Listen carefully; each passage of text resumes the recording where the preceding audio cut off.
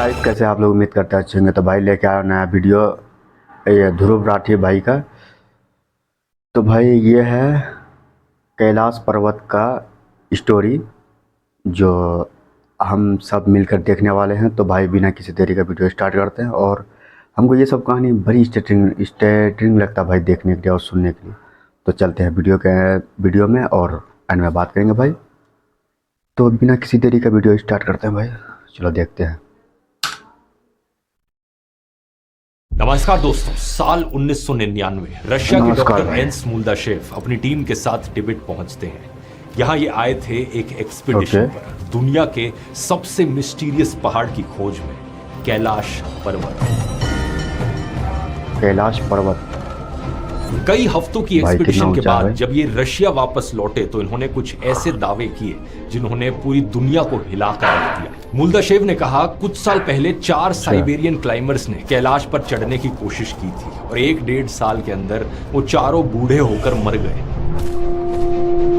इन्हीं के एक टीम मेंबर सर्जी सेलिवरस्टोव ने कहा, कैलाश पर्वत एक टाइम मशीन है। यहाँ समय अलग तरीके से चलता है और उम्र ज्यादा जल्दी बढ़ती है। ये क्लेम बहुत से लोगों ने बाद में दोहराया भी कि कैलाश पर्वत के पास नाखून और बाल ज्यादा तेजी से ग्रो करते हैं। डॉक्टर मुल्दाशेव ने तो ये तक कहा कि कैलाश असल में अंदर से खोखला है और इसके अंदर बहुत सारी गुफाएं हैं जिनमें एंशिएंट मिथिकल सिविलाइजेशन के लोग समाधि में हैं। ये क्लेम्स इतने वायरल हुए कि आज भी इंटरनेट पर अगर आप माउंट कैलाश सर्च करोगे तो ये कहानियां सबसे पहले आगे आती हैं। लेकिन आखिर कितनी सच्चाई है इन दावों में? क्या कैलाश के पास सही में समय अलग तरीके से बिहेव करता है? आखिर क्या कारण है जब माउंट एवरेस्ट जैसे दुनिया के सबसे ऊंचे पहाड़ पर हजारों लोग चढ़ चुके हैं तो कैलाश पर्वत पर आज तक भी कोई इंसान क्यों नहीं चढ़ पाया है? आइए समझते हैं कैलाश पर्वत के इस रहस्य को आज के इस वीडियो जी भाई। वीडियो शुरू करने से पहले बताना चाहूंगा दोस्तों, अगर आप आज भी रिपोर्ट्स, प्रेजेंटेशंस या कंटेंट मैनुअली बना रहे हो, अपने रिसर्च वर्क में या किसी भी ऑफिस के काम में एआई का यूज नहीं कर रहे हो, तो ऑनेस्टली बताऊं आप काफी पीछे रह जाओगे। दोस्तों, आज आर्टिफिशियल इंटेलिजेंस हमारी लाइफ टाइम का सबसे बड़ा टेक्नोलॉजिकल शिफ्ट है। ये कोई फ्यूचर की बात नहीं है, ये अभी हो रहा है और इससे फर्क नहीं पड़ता आपने एआई के बारे में कितना सुना है और कितना नहीं। फर्क इससे पड़ता है कि आप अपनी लाइफ में, अपने कामों में एआई का कितना इस्तेमाल कर रहे हो। आज 2026 में लोग जानते तो हैं कि एआई कितनी पावरफुल चीज है, लेकिन इसे ढंग से यूज नहीं कर पाते। बात बड़ी सिंपल है, जो लोग एआई को प्रैक्टिकली यूज करना सीख जाएंगे वो फ्यूचर में ज्यादा प्रोडक्टिव होंगे, ज्यादा वैल्यूएबल होंगे और अपॉर्चुनिटीज ऑटोमेटिकली अट्रैक्ट करेंगे। इसीलिए मैंने बनाई है ये एआई मास्टर क्लास, खास तौर पर उन लोगों के लिए जो नॉन टेक्निकल हैं, स्टूडेंट्स, वर्किंग प्रोफेशनल्स, क्रिएटर्स या बिजनेस ओनर्स। ये 3 घंटे की लाइव वर्कशॉप है जो कंडक्ट करूंगा मैं 15 फरवरी को शाम के 7 बजे पर्सनली लाइव आकर आपको 25 पावरफुल एआई टूल सिखाऊंगा। इस क्लास के बाद आप प्रेजेंटेशंस बिना डिजाइन स्किल्स के बनाना सीख जाएंगे, रिपोर्ट्स और असाइनमेंट्स मिनटों में बन जाएंगे, हाइपर रियलिस्टिक क्वालिटी में एआई इमेजेस, एआई वीडियोस और एआई से गाने बनाना भी सीखेंगे। और जो काम आप पहले कई घंटों में करते थे अब वो कुछ ही मिनटों में हो जाएगा। अभी तक पिछले सेशंस में 50,000 से ज्यादा लोग इस वर्कशॉप को ज्वाइन कर चुके हैं और उनका फीडबैक ऑनेस्टली बहुत सॉलिड रहा है, स्क्रीन पर देख सकते हैं। पिछले सेशन में 76% लोगों ने कहा कि ये वर्कशॉप उनकी एक्सपेक्टेशन से अबव एंड बियॉन्ड गई। तो अगर आप 2026 में पीछे नहीं रहना चाहते और एआई को अपने काम का डेली असिस्टेंट बनाना चाहते हो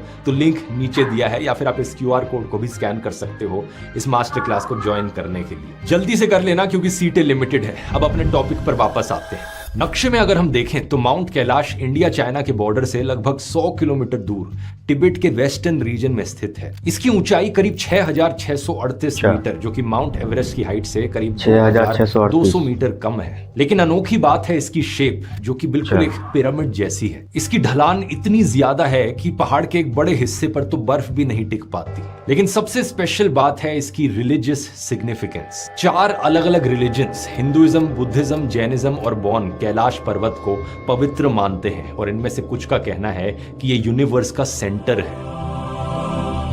इन चारों धर्मों के लोग हजारों सालों से कैलाश पर्वत की परिक्रमा करते आ रहे हैं। जो सेक्रेड रास्ता है इस पर्वत के चारों तरफ घूमने का, वो करीब 52 किलोमीटर का है। हिंदूज और बुद्धिस्ट क्लॉकवाइज डायरेक्शन में परिक्रमा करते हैं और जैन्स और बौद्ध फॉलोअर्स एंटी क्लॉकवाइज करते हैं। हिंदू धर्म में कैलाश वो पर्वत है जिस पर भगवान शिव अपनी पत्नी पार्वती के साथ रहते हैं।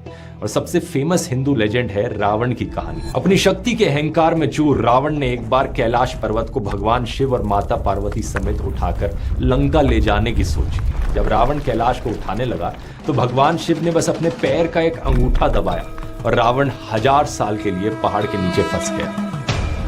हिंदुओं की तरह ही बुद्धिस्ट मानते हैं कि कैलाश पर्वत पर बुद्धिस्ट देवता चक्र संवर अपनी पत्नी वज्रवाहरी के साथ मेडिटेशन करते हैं। इसी तरह जैन धर्म में कैलाश को अष्टापद कहा जाता है, जहां पर पहले तीर्थंकर ऋषभदेव ने लाखों साल तपस्या की और मोक्ष प्राप्त किया। इसी तरह है बौद्ध धर्म, जिसके बारे में आप में से ज्यादातर लोग शायद नहीं जानते होंगे, क्योंकि ये तिब्बत का प्री बुद्धिस्ट इंडिजिनस रिलीजन है, यानी कि बुद्धिज्म के आने से पहले तिब्बत में इस धर्म में ज्यादातर लोग माना करते थे। इसमें माना जाता है कि कैलाश वो एक्सिस है जहां स्वर्ग और धरती मिलते हैं। तो सोचकर देखिए, 4 अलग अलग धर्म, लेकिन सभी की कैलाश को लेकर एक ही सोच है कि ये पवित्र है और यहाँ पर देवी देवता रहते हैं। कैलाश के अलावा पूरी दुनिया में सिर्फ एक ही और ऐसा पहाड़ है जो 4 धर्मों में पूजा जाता है, और ये है श्रीलंका का श्रीपादा यानी एडम्स पीक। ये एडम्स पीक भी बहुत अनोखी है। इसकी फोटोज देखिए जरा। इसकी रिलीजियस सिग्निफिकेंस हिंदुइज्म, बुद्धिज्म, इस्लाम और क्रिश्चियनिटी में देखी जाती है। इस पहाड़ के ऊपर एक बड़ी फुटप्रिंट जैसी फॉर्मेशन बनी है पत्थरों की, जिसका चारों अलग अलग धर्मों के लोगों का अलग अलग इंटरप्रिटेशन है। लेकिन कैलाश पर आए तो कैलाश पर्वत को हिमालय का सबसे पुराना पहाड़ भी बताया जाता है, लेकिन ये बात सच नहीं है। हिमालय की पहाड़ियां, जैसा कि आप जानते ही होंगे, इंडियन और यूरेशियन प्लेट के कोलिजन से लगभग 5 करोड़ साल पहले बननी शुरू हुई थी, जबकि कैलाश पर्वत इसके लगभग 3 करोड़ साल बाद, सिर्फ 1.7 करोड़ साल पहले ही बनना शुरू हुआ। 3 करोड़। इस पहाड़ को अगर आप सैटेलाइट व्यू से देखोगे तो आपको इसके पास 2 लेक्स भी दिखाई देंगी।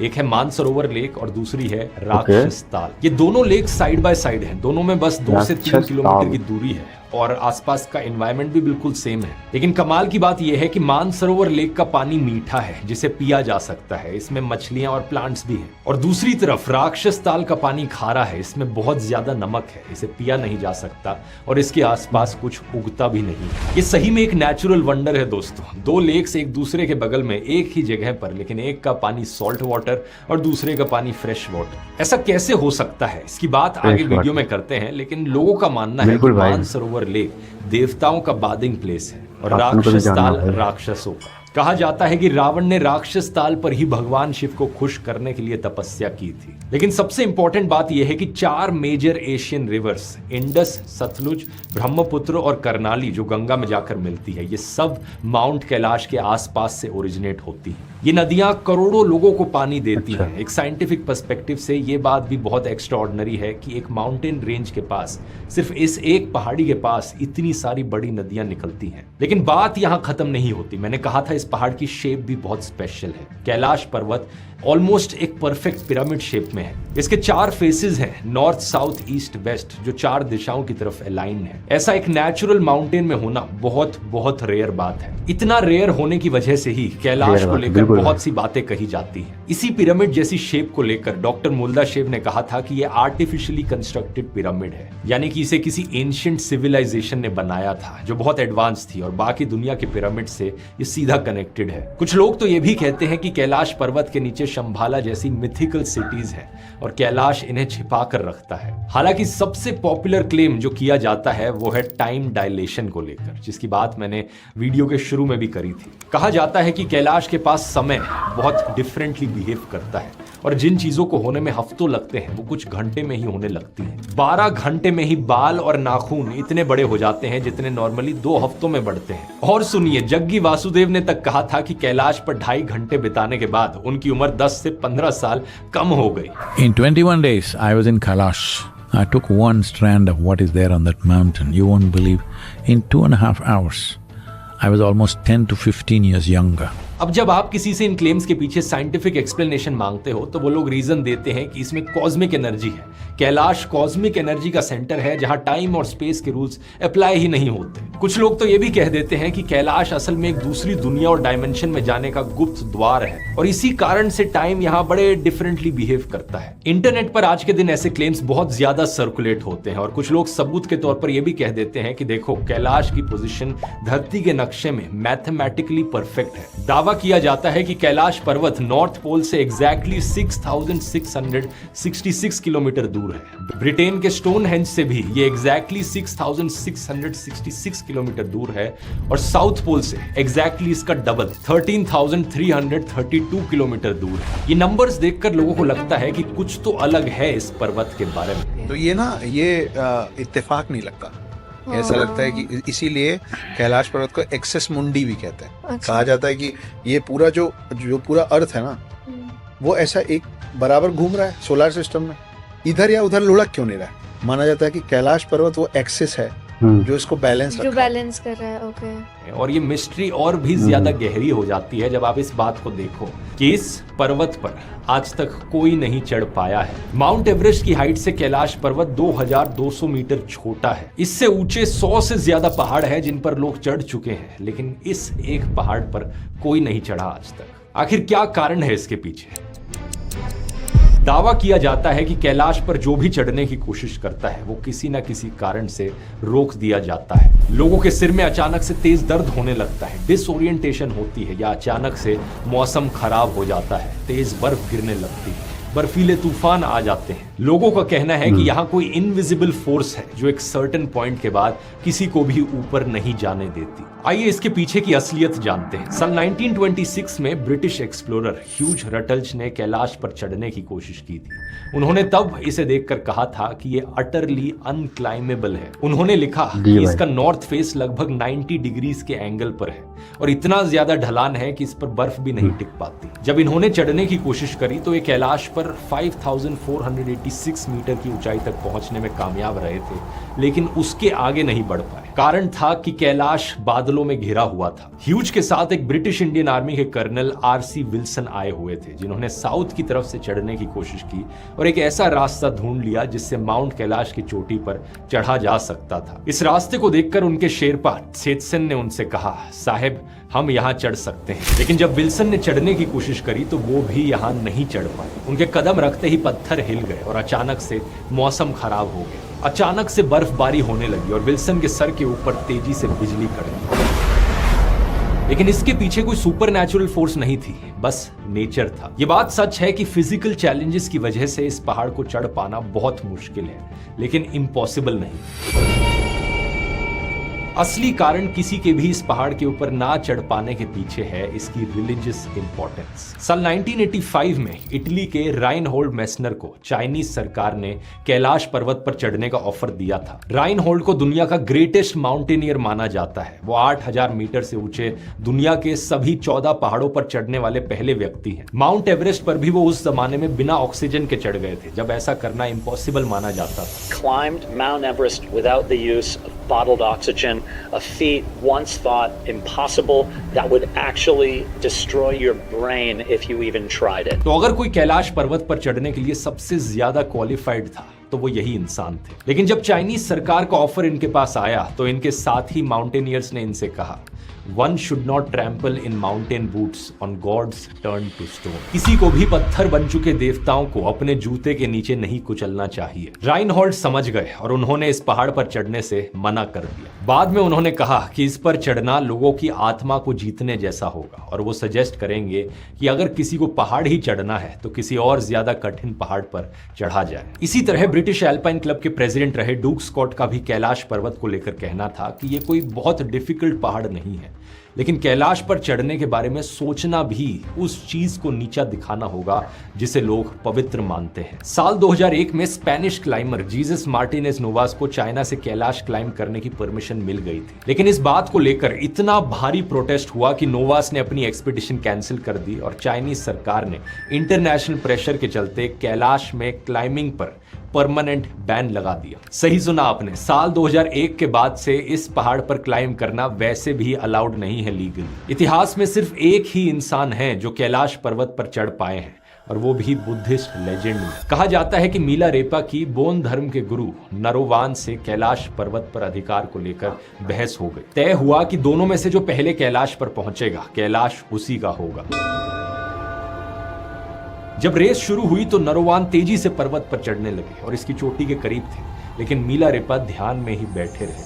लेकिन फिर एक सुबह सूरज की एक किरण पर बैठकर मीला रेपा कैलाश पर्वत की चोटी पर पहुंच गए और रेस जीत गए। ये कोई एक्चुअल हिस्ट्री नहीं है, बस एक लेजेंडरी कहानी है। सेक्रेड माने जाने वाले बाकी पहाड़ों को लेकर भी माउंटेनियर्स की यही सोच रही है। कैलाश पर्वत की तरह ही तिब्बत के खावा कारपो पर्वत पर भी नहीं चढ़ा जा सकता। ये 6740 मीटर ऊंचा है। इसके पीछे कारण है कि खावा कारपो को बुद्धिज्म में बहुत पवित्र माना जाता है और इस पर चढ़ना तिब्बतन कम्युनिटीज की नजर में सेक्रेड के बराबर है। इसी तरह भूटान में 7600 मीटर ऊंचा ये वाला पहाड़ है, गंगखार पुएनसुम। ये दुनिया का सबसे ऊंचा पहाड़ है जिस पर कोई नहीं चढ़ पाया है और इसके पीछे भी कारण लोकल रिलीजियस बिलीफ्स की रिस्पेक्ट है। साल 1994 के बाद से भूटान ने इस पहाड़ पर चढ़ने पर एक ऑफिशियल बैन लगा दिया था। दूसरे दावे पर आते हैं, कैलाश की पिरामिड जैसी शेप। ये बात सच है कि नेचर में ऐसी शेप बनना बहुत रेयर है, लेकिन इसका मतलब ये नहीं कि एलियंस ने इसे आकर बनाया हो। माउंट कैलाश की पिरामिड शेप क्वार्टरनरी पीरियड की आइस एजेस के दौरान बननी शुरू हुई थी, जो लगभग 25 लाख साल पहले शुरू हुआ था। इन आइस एजेस के दौरान ग्लेशियर्स की बर्फ ने वैलीज क्रिएट की और पहाड़ की चट्टानों को काटकर इन्हें स्मूथ बना दिया। इसी की वजह से हमें एक शार्प पीक देखने को मिलती है। ये कंप्लीटली नेचुरल प्रोसेस है और दुनिया में और भी ऐसे पहाड़ हैं जहां पर ऐसा हुआ है, जैसे कि यूरोप की आल्प्स माउंटेन रेंज में मैटरहॉर्न की पहाड़ी। ये भी कैलाश की तरह एक पिरामिड की शेप में है और बहुत से लोग स्विट्जरलैंड में जब घूमने जाते हैं इसे देखने जाते हैं। इसी तरीके से कैलाश पर्वत के पास एक फ्रेश वाटर लेक होना और एक सॉल्ट वाटर लेक होना कोई सुपर नेचुरल चीज नहीं है। रीजन इसके पीछे भी कंप्लीटली साइंटिफिक है। एक तो दुनिया में और भी ऐसी लेक्स हैं जिनमें दो अलग अलग लेक्स होना तो छोड़िए, एक ही लेक में दो तरह के पानी है, जैसे कि कजाकिस्तान की बालखाश लेक। इसके वेस्टर्न हिस्से में पानी लगभग फ्रेश है जिसे पिया जा सकता है, लेकिन ईस्टर्न हिस्से में पानी बहुत सॉल्टी है। फिलीपींस की बाराकुडा लेक को देखिए, इसमें ऊपर का पानी तो मीठा और फ्रेश है, लेकिन नीचे का पानी सॉल्टी है। कैलाश पर्वत के पास राक्षस ताल लेक साइंटिफिक भाषा में कहें तो एक एंडोरहीक लेक है। इसका मतलब होता है कि ऐसी लेक जिसमें पानी के बाहर निकलने का कोई रास्ता ना हो, एक लैंडलॉक लेक। इससे होता क्या है कि इवेपोरेशन से पानी तो वेपराइज हो जाता है, लेकिन पानी के अंदर जो सॉल्ट और मिनरल्स मौजूद हैं वो राक्षस ताल लेक में ही रह जाते हैं। धीरे धीरे over the years, over the centuries ये मिनरल्स पानी के अंदर ही जमा होते रहे, इनकी कॉन्सेंट्रेशन बढ़ती रही और यहाँ का पानी बहुत ज्यादा सॉल्टी बन गया। और क्योंकि इतने सॉल्टी पानी में कुछ उगता नहीं, कोई मछलियां नहीं रहती, इसलिए यहाँ पर कोई जीवन भी नहीं देखने को मिलता। लेकिन दूसरी तरफ मानसरोवर लेक का पानी ओवरफ्लो होकर राक्षस ताल आता रहता है। इससे पानी के साथ साथ मिनरल्स भी आते हैं और मानसरोवर के पानी में मिनरल्स का कंसंट्रेशन नहीं बढ़ता। और यहाँ सिर्फ एक ऑल्टीट्यूड डिफरेंस है इन दोनों के बीच में, पानी हमेशा एक दिशा में ही बहकर आता है। इससे राक्षस ताल में और भी ज्यादा मिनरल्स इकट्ठे होते रहते हैं और पानी और ज्यादा खारा बनता रहता है। अब आते हैं टाइम डायलेशन पर दोस्तों। क्या कैलाश पर्वत पर समय अलग तरीके से चलता है? आप गेस कर ही चुके होंगे, इसका जवाब है ऑब्वियसली नहीं। एल्बर्ट आइंस्टाइन की थ्योरी ऑफ रिलेटिविटी के मुताबिक टाइम को केवल दो चीजें इफेक्ट कर सकती हैं, स्पीड और ग्रेविटी। लेकिन कैलाश पर्वत के पास ना तो स्पीड ज्यादा है और ना ही ग्रेविटी में कोई ज्यादा फर्क है। लोग दावा करते हैं कि इस पर्वत के पास नाखून और बाल तेजी से बढ़ने के पीछे एक स्ट्रॉन्ग मैग्नेटिक फोर्स होगी, लेकिन आज तक इसका कोई भी सबूत नहीं मिला है कि कैलाश पर कोई भी यूनिक मैग्नेटिक फोर्स मौजूद है। एक्चुअली में इसका भी कोई सबूत नहीं है कि इस पर्वत के पास नाखून और बाल तेजी से बड़े होते हैं। असल में ये सारे टाइम डायलेशन के दावे एक ही सोर्स तक ट्रेस किए जा सकते हैं, डॉक्टर मूलदाशेव। वही इंसान जिनकी कहानी मैंने आपको वीडियो के शुरू में बताई थी। जानते हो ये कौन थे? ये कोई फिजिसिस्ट या जियोलॉजिस्ट नहीं थे, बल्कि एक आई सर्जन थे, आंखों के डॉक्टर। कैलाश को लेकर इन्होंने जो भी दावे किए थे उन्हें किसी भी पीयर रिव्यूड साइंटिफिक जर्नल में पब्लिश नहीं किया गया है। यहां तक कि किसी भी साइंटिस्ट ने उनके दावों को सही नहीं पाया है आज तक। मूलदाशेव किस टाइप के इंसान थे आप इस बात से अंदाजा लगा सकते हो कि वो मानते थे कि मरमेड्स और वैम्पायर्स सच में एग्जिस्ट करते हैं। उन्होंने रोमानिया के देश में वैम्पायर ड्रैकुला का असली महल ढूंढने का दावा भी किया था, जो उनके मुताबिक अंडरग्राउंड था। इसके अलावा वो चार्ल्स डार्विन की थ्योरी ऑफ एवोल्यूशन को भी बकवास बता चुके हैं और ये भी दावा कर चुके हैं कि इंडिया में ऐसे सुपर ह्यूमंस रहते हैं जो टेलीपैथिकली कम्युनिकेट कर सकते हैं। जो इंसान इस तरीके के साइंस फिक्शन वाले दावे करता हो जो बच्चों की कहानियों में होते हैं, उस इंसान पर आखिर कैसे यकीन किया जा सकता है? मूलदाशेव के दावे इतने कॉमेडी हैं कि रशिया में उनकी थ्योरीज को डिबंक करने के लिए एक पूरी किताब एंटी मूलदाशेव पब्लिश हुई थी। लेकिन अनफॉर्चुनेट बात यह है दोस्तों कि हमारे इंडिया में खुद ऐसे बहुत सारे मूलदाशेव्स घूम रहे हैं जो पॉडकास्ट में आकर ऐसी अजीबोगरीब बातें करते हैं और बच्चों की कहानियों को सच बताते हैं। तो बोलते गए थे हम चढ़ जाएंगे, तो बोला कि आधे रास्ते में ऐसा लगा कि कोई है, कोई शक्ति जो इशारे से बोल रही कि वापस कैलाश पर्वत के ऊपर एक सीढ़ी है जहाँ से उतर के आ रहा है वो। Kailash is neither in the earth, neither in the heaven.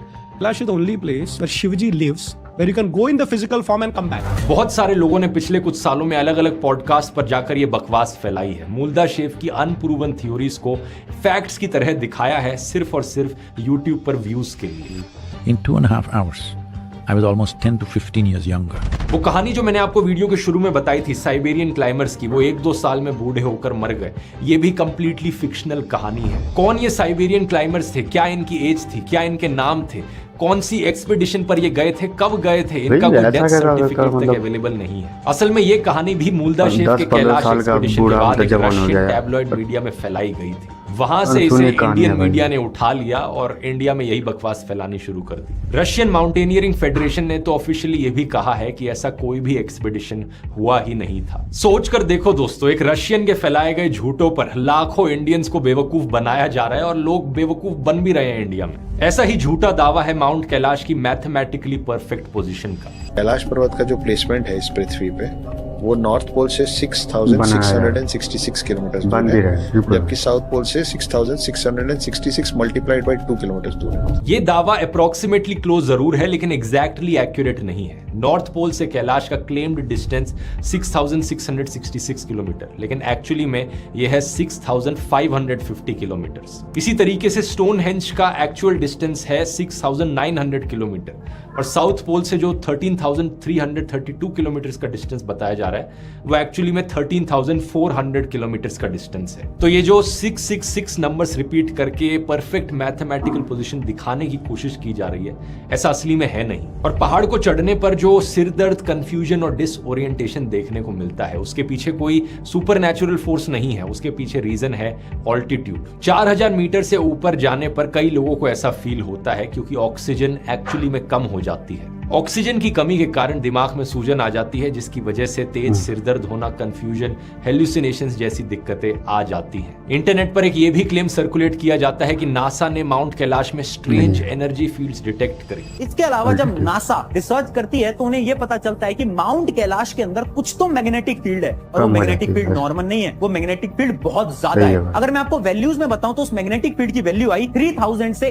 8000 nano tesla ज्यादा as compare to other. NASA के टेरा स्पेसक्राफ्ट ने 20 जनवरी साल 2003 को कैलाश की एस्टर इमेजेस ली थी। एस्टर का full form advanced spaceborne thermal emission and reflection radiometer. Images में 14 spectral bands use हुए, विजिबल से थर्मल इंफ्रारेड तक, लेकिन नासा की वेबसाइट पर यहां कोई भी एनोमली मिलने का दावा नहीं किया गया है। कैलाश की फोटो भी ऐसी ली गई है जैसे जनरली पहाड़ों की फोटो ली जाती है। नासा को यहां एक्चुअली में कोई भी अनयूजुअल एनर्जी होने का कोई एविडेंस नहीं मिला है। लेकिन इन सब चीजों का मतलब ये नहीं दोस्तों कि कैलाश पर्वत एक एक्स्ट्रा ऑर्डिनरी पहाड़ नहीं है। सोचकर देखिए, इंसानों ने कहां पहाड़ों से लेकर समुद्र तक, स्पेस से लेकर चांद तक हर चीज को कॉन्कर किया है, लेकिन कैलाश जैसे पहाड़ को देखकर पूरी इंसानियत ने कहा कि ये सेक्रेड है, इस पर हम नहीं चढ़ेंगे। इससे अद्भुत चीज क्या हो सकती है? दुनिया के सबसे महान माउंटेनियर जिन्होंने माना कि कैलाश पर्वत पर चढ़ना ज्यादा मुश्किल नहीं है, उन्होंने खुद चढ़ने से मना कर दिया। ये है असली मिरेकल। ये पर्वत हमें सिखाती है कि कुछ चीजें कॉन्कर करने के लिए नहीं होती, कुछ चीजें रिस्पेक्ट करने के लिए होती हैं। अगर ये वीडियो पसंद आया दोस्तों तो AI मास्टर क्लास को ज्वाइन करने का लिंक नीचे डिस्क्रिप्शन में मिल जाएगा। और अब अगर आप टाइम डायलेशन के कॉन्सेप्ट को और गहराई से जानना चाहते हो, एक्चुअल वाला टाइम डायलेशन कैसे काम करता है, तो इसके लिए आपको ब्लैक होल्स और वार्म होल्स को बिल्कुल देखेंगे भाई, बिल्कुल देखेंगे। उसे मैंने समझाया है, इस आप लोग कमेंट करें तो जरूर देखेंगे, देख सकते हो। बहुत बहुत बहुत धन्यवाद।